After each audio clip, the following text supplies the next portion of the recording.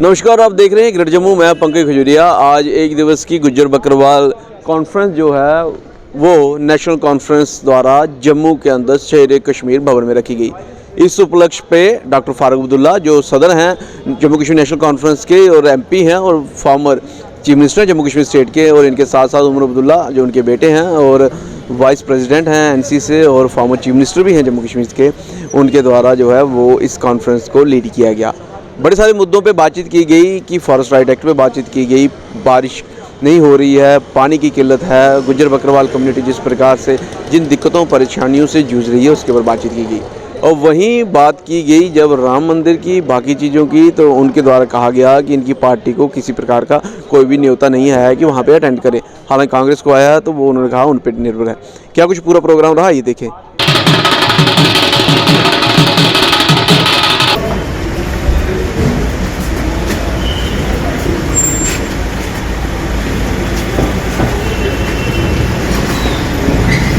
भाई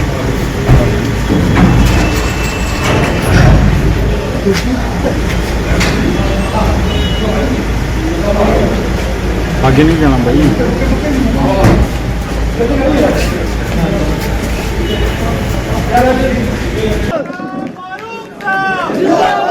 national conference जिंदाबाद, national conference जिंदाबाद, जनाब फारूक साहब, जनाब फारूक साहब, जनाब फारूक साहब जिंदाबाद, जनाब फारूक साहब जिंदाबाद।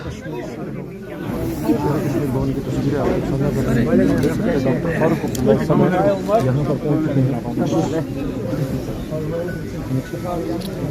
तशरीफ रखे सारे साथी बैठ जाएं, स्टेज पर भी जो साथी हैं बैठ जाएं ताकि जल्दी ही कार्रवाई की जाए। मैं गुजारिश आप देख करूंगा सकते हैं समय डॉक्टर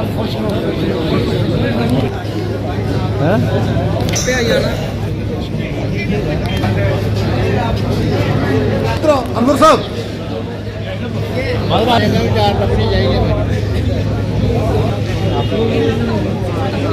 न हमें कोई दावतनामा आया है, न हम जा रहे हैं। अब कांग्रेस को आया नहीं आया, वो जा रहे हैं नहीं जा रहे हैं, उससे नेशनल कॉन्फ्रेंस को क्या लेना देना।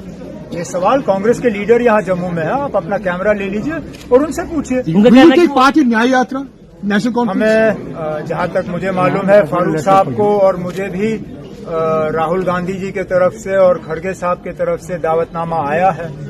अब मशवरा आपस में कर लेंगे और जहां मुमकिन हुआ जाने की कोशिश करेंगे। और कुछ सर अगर I think that's a question that the Kashmiri Pandit community needs to ask itself and needs to do so with some degree of honesty, because my own sense is that the return of Kashmiri Pandits to the valley has received a setback in this government rather than being taken forward. It is during this government's term, and particularly in the last year or 2 years, that we saw a concerted move on the part of those Kashmiri Pandits that were working in the valley, demanding that they be resettled outside of Kashmir Valley, which is a phenomenon only of the recent years. As far as the anniversary is concerned, it remains a dark day. The National Conference's leadership has always believed that Kashmir Valley is incomplete until those people who left the valley in this turmoil are able to return, but return of their own free will. We hope that a situation is created in the valley that those who left because their lives were at risk are able to at least consider returning. The truth is that at this point in time, given the way militancy has spread and re-emerged in areas that were hitherto clear of militancy, particularly Rajouri Poonch, I fear that the process of return has been delivered a setback in the last few years rather than being taken forward. This government that talks so much about one nation, one election is unable to put its money where its mouth is, even with one state. much less the entire nation. If you cannot have an election of J&K Assembly together with Parliament now, how do you ever imagine that you will be able to have an Assembly and Parliament election at the same time when states like UP, Bihar and others which require so much presence of security force, when they will also go to the polls at the same time? So this government, if it is serious about one nation, one election, I hope that they will put their money where their mouth is and show us that it is possible by doing it first in Jammu and Kashmir. We have a parliament election in a few months. Let's have an assembly election at the same time and then see. So that is one hypothetical part. The second is that you have assumed there will be a fractured mandate. I don't believe that to be. मंदिर बन गया, अब उसको consecrate किया जा रहा है. अब अगर बीजेपी ही इस सारे चीज को, खासकर मंदिर को, पूरी तरह से एक पॉलिटिकल इशू बनाना चाहे तो वो उनकी मर्जी है ना. तो यही चाहेंगे कि मजहब और सियासत जो है उनको थोड़ा अलग रखा जाए. कहीं पे अगर 10 साल हुकूमत में रहने, अगर 10 साल हुकूमत में रहने के बाद भी